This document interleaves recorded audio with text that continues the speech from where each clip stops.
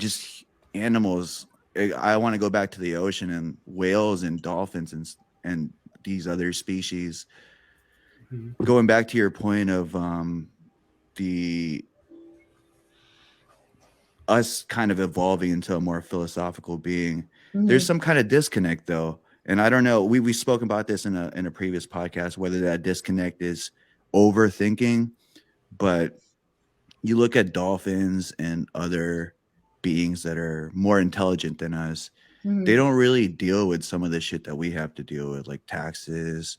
We stress out about stupid shit, you know what I mean? And they're able to kind of live a minimalist life and be more efficient with their environment, almost a symbiotic relationship with their environment, opposed to just like a industrial relationship like we do. So did you think that we've evolved too much to where we've created those problems, or is there a hurdle that we haven't came across that these more intelligent animals have a better way of navigating through and shortcutting to? Yeah, that's an interesting question. I mean, we used to have barter systems, right? And it's like, why can't we just like go back to a barter system? You know, we have currencies. You know, now there's cryptocurrency. You know, who's creating this currency? Who's in charge of it? When we think about life forms like dolphins and whales, they don't have currency. They just have such a vast ecosystem that they can eat. You know, whales eat krill, dolphin, I don't really know what dolphin eat, but they don't have to pay for this food, right? So they don't have to worry about taxes.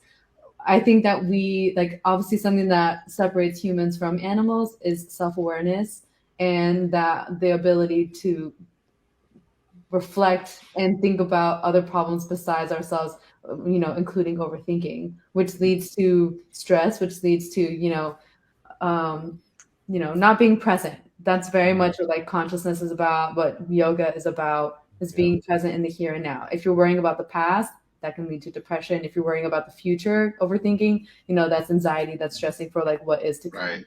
So it seems like animals are very good about being present and not overthinking because all they know is right here, right now. They have the literal wild, wild west because they have to worry about, you know, being predator, being prey at all times because they don't have industrialized, you know, supply chains that are able to, you know, grow food, distribute it, take it onto a truck, you know, drop it off at Trader Joe's, have people load it off, break down pallets, put it up on the shelves and charge money for it. That's not something that they have to worry about. That's why we get to focus on other things.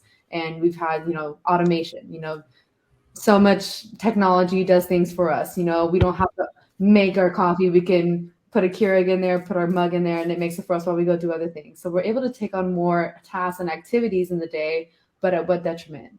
While animals, they have it very simply. They don't have those types of technologies or developments. So they are just very focused on the here and now. So they don't have to overthink.